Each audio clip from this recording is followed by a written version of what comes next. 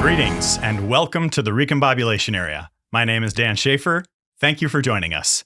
We have a very special interview planned for you today, so we're just going to get right to it. Today we are thrilled to be joined by the Senator of the great state of Wisconsin, Tammy Baldwin. Senator Baldwin, thank you so much for joining us and welcome to the Recombobulation Area. Thank you. I am really delighted to be in the Recombobulation Area and delighted to be with you. Well, thank you so much. Now, I understand that earlier this afternoon, you were at a local childcare center in Milwaukee.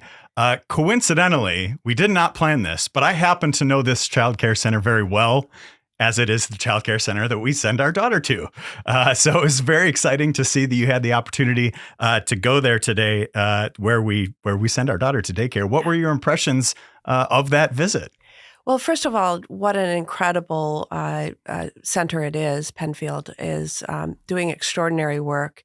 And, you know, in this day and age where we really have a childcare crisis, the staff there seem to stick with their careers for years after year. And that's so important to parents to have, you know, teachers that aren't leaving in the middle of the year.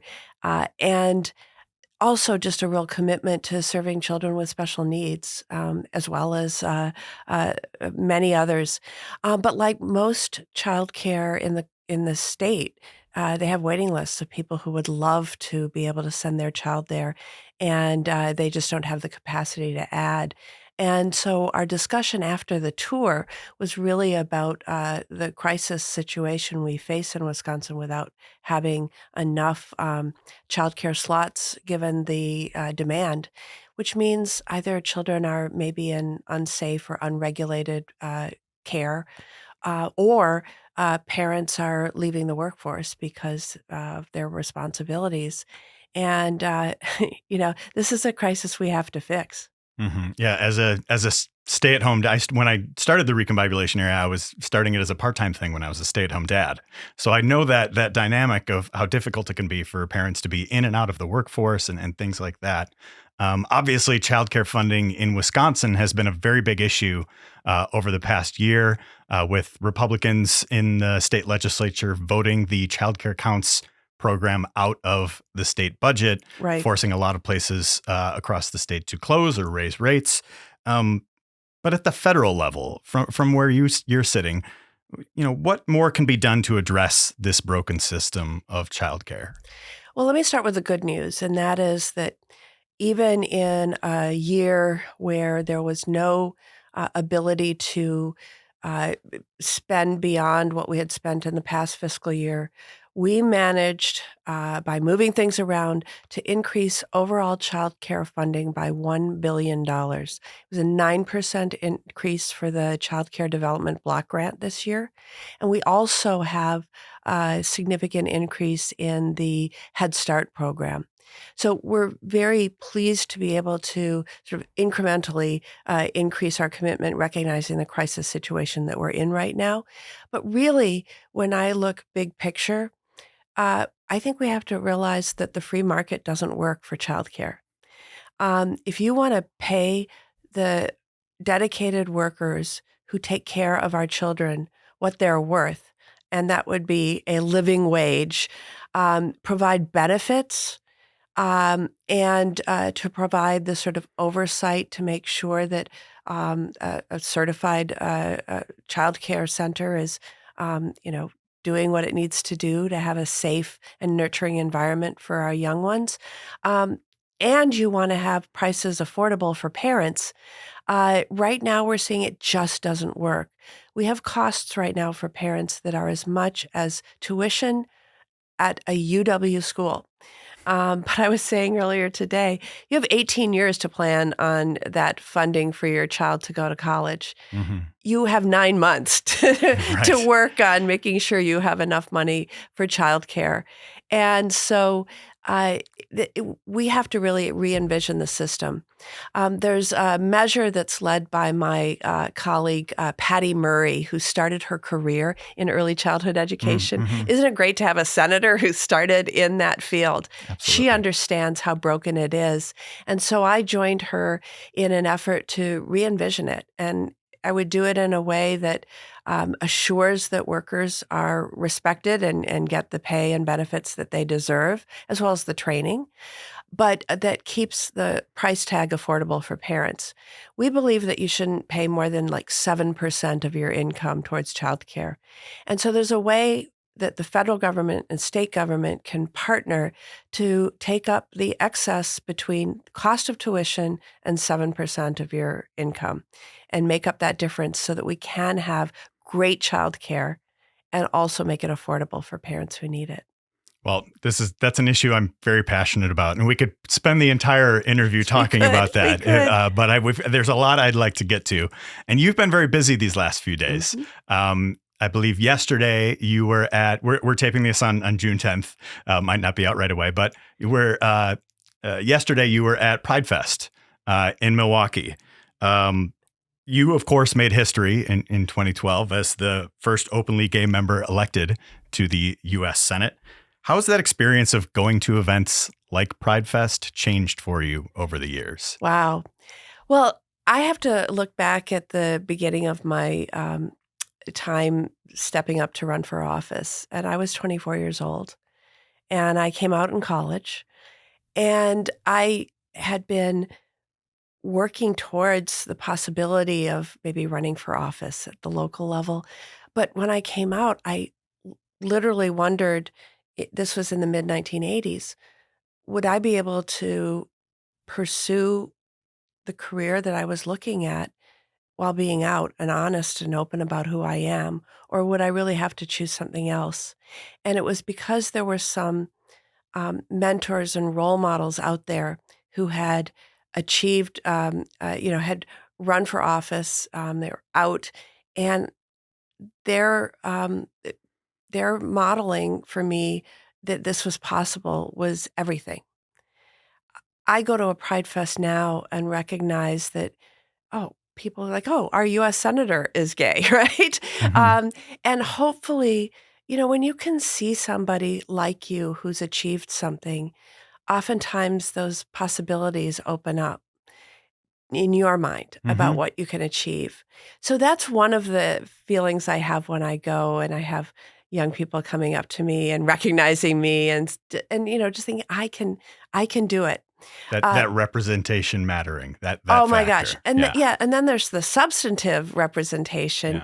And I think about the things that have happened between 1986 when I won a seat on the Dane County Board and now, where we have federal laws finally advancing and expanding rights. And yet we still have a ways to go. And so Pride Month, in my mind, I take stock of the progress we've made. Never mistake progress for victory, though.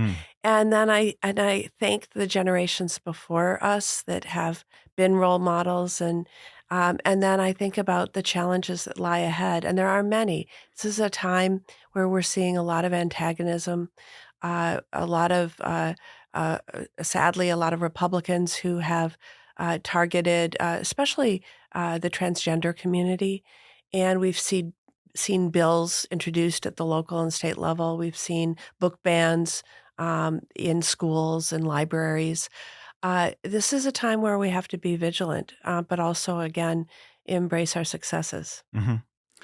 So when you attend events like that, do you take a moment ever to reflect on the work that you do on issues like that? Obviously, most recently, within your most recent term here, you helped pass the Respect for Marriage Act. I sure did. You sure did. You helped that get over the 60 vote threshold it needed to pass in the U.S. Senate. What was the most important part of getting the bill to that point? What was the biggest hurdle obviously you were able to overcome there? Yeah, absolutely. The biggest challenge in the Senate to pass legislation is overcoming a filibuster where you need 60 votes. And at the moment we were working on the Respect for Marriage Act, there were 50 Democrats, 50 Republicans. Democrats were in control because the vice president could come and break a tie if necessary. And the reason we introduced the Respect for Marriage Act is because when the Supreme Court of the United States overturned Roe versus Wade, they made it clear they were coming after other rights and freedoms. They made it clear they were coming after access to contraception, made it clear that they were coming after same-sex marriage. And frankly, interracial marriage was, that case was also determined on the same grounds that Roe was, right to privacy, basically all of these. So we knew that marriage was in threat.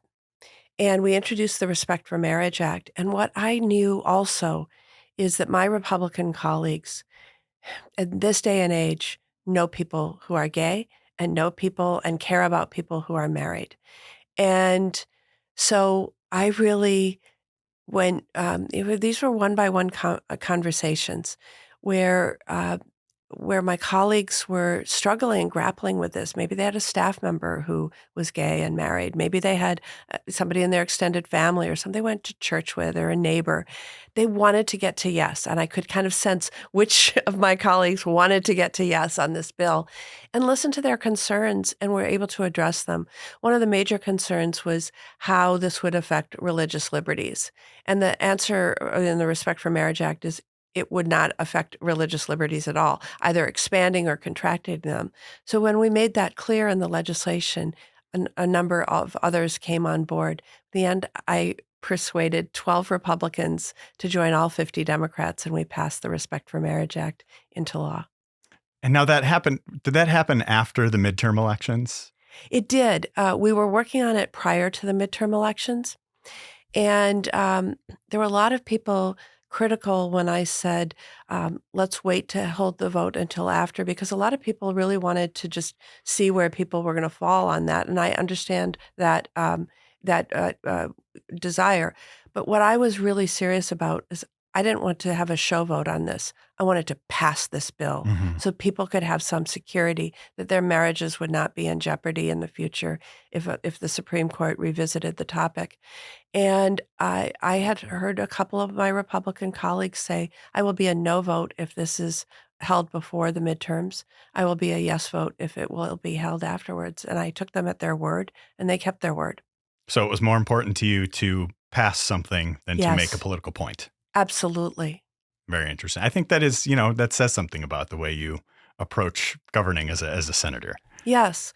I mean, I recognize occasionally you do have to have a vote where you show people whose side folks are on. But when there is a path to getting something done, let's take that path. Now, you've, of course, had a busy couple of days. Today, you were at the Child Care Center. Yesterday, you were at PrideFest. The day before, you spoke at the Democratic Party of Wisconsin's convention right here in Milwaukee. Now, I do have to ask about what happened during your speech there, because it was one of the, kind of, I don't know, I guess standout moments, highlight moments to a certain extent from that convention. Your speech was disrupted by pro-Palestine protesters. So first, where do you stand with respect to this ongoing conflict right now? And then second, what is your message to those who might usually support Democrats, support President Biden, support you, who might not be right now because of the administration and the Democratic Party's policies toward the conflict in Gaza? Right. So just it's always hard to condense into a very short period of time a massive topic like that. But when the attack took place in Israel, obviously horrific, and I am somebody who's always supported a two-state solution. I want to see Israel and Palestine side by side, living in peace.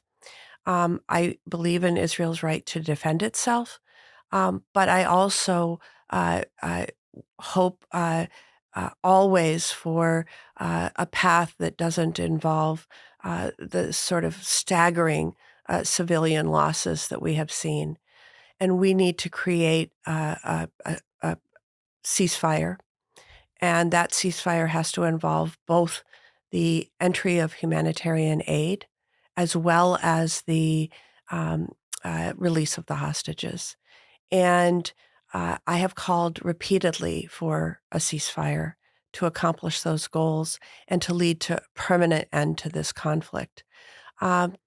The current situation, as we talk right now, is that the president, our President Biden, has worked with the parties to create a sort of three-phase ceasefire that would end in the end to the war. Mm-hmm. And he is urging the sides to agree to that. And he's doing so. He's urging urgently. Mm-hmm. Today, as we speak, the UN Security Council endorsed that plan. I feel like we are at a moment of hope that we could agree to something and get the parties to agree to something that would end the conflict.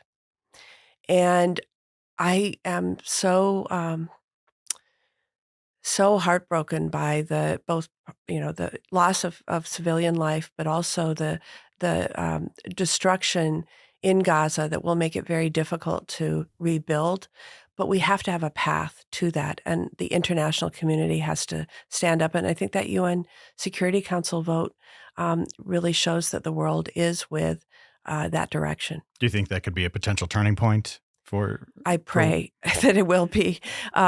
You can also feel very powerless in watching all of this. Even though I'm a United States Senator and have called for a ceasefire and have called for a release of all the hostages and humanitarian aid and been engaged in calling for that in many different ways, I still wish I had a bigger ability to bring this to a close. Mm-hmm. So I want to step back then and take a moment to ask you some bigger picture questions. Yes. Just about, representing the whole state of Wisconsin. Now I'm going to quote someone I don't often or really ever agree with. And that's Republican Assembly Speaker Robin Vos. Mm-hmm. During a 2021 public hearing on new maps, Vos mentioned your 2018 election victory a number of times. And he said that you won more than 15 districts that were also won by a Republican member of the state legislature. In response to some questioning, he said, quote, "She obviously appeals in ways that people, i.e. Democrats, who run for the legislature don't." Now, I think it's politically advantageous for him to say that, especially as he was saying that in a public hearing where he was advancing gerrymandered maps. That's right. But I think there is a shred of truth to what he's saying there, too. You do better than a lot of other Wisconsin Democrats in rural areas and other swingier parts of the state. So what have you been able to understand about winning in certain districts where other Democrats have struggled? And what do other Democrats sometimes get wrong about those parts of Wisconsin? I try to show up everywhere. And when I do, I try to listen. And when I listen, I am informed, and it informs my work in Washington, D.C. I mean, I think that's the basic aspect of being a representative in the United States Senate. And I think I will say showing up matters. So I get all the time, we don't see U.S. senators in these parts very often, and especially Democrats, right? But word gets out that I've listened, I've taken their challenges to heart, and that I've proposed solutions, and many times gotten them into law. And I was in one such county. One of the other things I did this past weekend is it's Dairy Pride Month, too. It's Pride Month and it's Dairy Pride Month. And so I went to it's Tammy Baldwin month, really. I went to breakfast on the farm in Richland County, which is a red county for most, but I have one there. And I was... I always like a job when I go to a dairy breakfast so that I get to meet as many people as possible. So I'm handing out plastic silverware, utensils at the end where everyone's coming and saying hi. And I got all these people whispering, either you got my vote, because you don't want to say that out loud in a dairy breakfast, but also a lot of people saying much more loudly, thank you for having the backs of farmers. Now, I'm a city kid, right? I grew up in Madison, but I have worked substantially on agriculture issues and dairy issues, and word's gotten out. Here's where I think the disconnect is in some ways. That quote you read from Robin Vos is really interesting because The gerrymandered maps have created the red districts mostly in rural areas and the blue districts mostly in urban areas. So we no longer, when I was in the state legislature, we had Democrats who represented rural areas serving in the legislature because we had fair maps and you had a real shot at winning. Because you don't, we have a lot of years where Democrats haven't even run. They look at how deeply red the district is. Like, I'd love to serve, but I'm not going to set myself up for failure, which means people in rural areas have not had a Democrat knocking on their door for 14 years. Right. That's how long we've had gerrymandered maps. And, and so a lot of times Democrats who are in these rural areas say, well, my vote really doesn't matter. Right? And now I think we're going to see a sea change. We have 97 out of 99 state assembly districts. There is a Democrat running in that district. Huge. That's a sea change. And I think all of the Senate seats that are up have a Democrat running in it. Yeah. There was a lot of energy around that at the convention this weekend. Right. So I think we're going to see a bottom-up type of change here. Not, obviously there's a presidential race happening, but I think a lot of the energy is going to come from the grassroots and filter up. We haven't yet mentioned your opponent in this campaign. You're likely to be running against Eric Hovde. What are your impressions of him, and what do you see are some of the biggest differences between you and Mr. Hovde? Yeah, well, let me tell you what I know about him. He was born and raised in Wisconsin, but left the state to pursue a career after he graduated from college and spent 24 years running a hedge fund in Washington, D.C.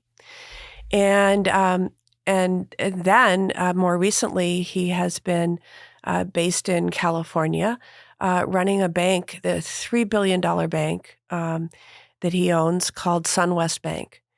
And he owns a $7 million home in Laguna Beach, California. And, it doesn't strike me as the person who really gets Wisconsin. And then as he's mounted his campaign and we hear what he has to say, it's really clear that he doesn't get the people of Wisconsin, who are really hardworking people and just want to get ahead. But he seems much more in tune with the bankers and the well-connected and the powerful. And Wisconsinites need somebody who's just fighting for them and standing up to those very corporate interests and other interests that are, trying to stack the deck in their favor. On issues, we couldn't be more different. In the wake of Roe being overturned and Wisconsin having a statute on the books that was passed in 1849, and that was not a misstatement, it was 1849, 173 years ago, a criminal abortion ban. And he said that he's 100% opposed to abortion rights. I was a champion of writing the Affordable Care Act, and it includes my provision that allows young people to stay on their parents' health insurance until they turn 26, give them a running start on their careers. Hovde would repeal it in its entirety. And then the things he said that are so insulting to Wisconsinites, people in nursing homes shouldn't vote. I mean, it goes on and on. So we couldn't be more different. One of the main themes that I've noticed from the Hovde campaign is to tie you to President Joe Biden. And Biden's approval rating in Wisconsin, according to the latest Marquette University Law School poll, is at just 40%. Yours is a little bit higher. But when you step back, separate from the polls, separate from the campaign, what is your big picture assessment of how the Biden presidency has gone so far? Obviously, you've had a slim Democratic majority in the Senate during his presidency. As you take a step back, that 30,000-foot view, what is your view of the Biden presidency? In terms of legislative accomplishments, it is one of the most successful administrations in generations. And passing legislation that will have generational impact, that will unfold over the course of the next decade, is is really striking. And I think if I had a criticism of the Biden campaign is that I think a lot of folks are benefiting from the accomplishments of this administration and haven't connected the dots that this came to you because of Joe Biden and the Democratic majority in each house in the first 2 years of his term. So I'm talking about the infrastructure legislation. We had the civil engineers get together every, I think it's 4 years, and give a scorecard grade of our infrastructure. And we were like C-. We're the richest country on earth, and yet we were allowing our bridges to collapse and our infrastructure to degrade. And we had not yet captured the aspiration of having everybody have access to high-speed broadband, no matter where you lived. And that accomplishment is huge. The Inflation Reduction Act, which name doesn't really tell you what it does, but it strikingly lowers the cost of prescription medication and vaccines. And it is the biggest investment we have had to combat climate change ever. It should result in 40% reduction in carbon emissions by the year 2030. We're seeing solar and wind and the move towards electric vehicles really be bolstered by that legislation. And obviously we need to do more, but I just think, first gun safety legislation in 30 years, the Respect for Marriage Act in terms of civil rights protections. And the list goes on. If you look at the way in which President Biden and the Senate have worked together to bring judges into the federal judiciary who look like America. He's nominated more women than men, and judges of color. What a change! And again, this is going to impact folks for decades to come. But what Joe Biden needs to do in his campaign is claim that credit. Mm-hmm. I did this, and then we obviously talk about our accomplishments and. I do all the time in terms of including Buy America provisions in every one of those pieces of infrastructure and Inflation Reduction Act legislation, and the other issues that we've championed. But yeah, I think once people understand, when Trump was president. He during the beginning of the COVID, he signed the checks, you're right, that he sent out. Biden's much more humble than that, but at some point... You think he needs his equivalent of signing those checks, perhaps, in a way? Yeah. I mean, I think about the child tax credit being increased during the height of the pandemic so that parents could, struggling, to get through that very, very difficult time. But he didn't say, I sent you these. It just appeared in people's, accounts. Mm-hmm. Now, one thing that, obviously over the last 4 years, the decisions made by the U.S. Supreme Court have had a huge impact on the country. Obviously, you mentioned before the overturn of Roe v. Wade. You've drafted the Women's Health Protection Act yes. To address that. But there, obviously another major responsibility of the Senate is confirming those appointments to the U.S. Supreme Court. There was an interesting column I read today at Vox that argued that one or both of the Supreme Court justices nominated by President Obama, Justice Kagan and Justice Sotomayor, should step down while there is a Democratic president and a Democratic majority in the Senate. What are your thoughts on that? I can see both sides of this one. What do you think? I would not press. I mean, they're both such impressive justices, and unless one of them, for their own personal reasons, was ready to retire, that's their choice. That's their choice. It's a lifetime appointment at this point. But I would just underscore with the role of that president plays in filling vacancies on the court that it is so essential that we reelect Joe Biden and not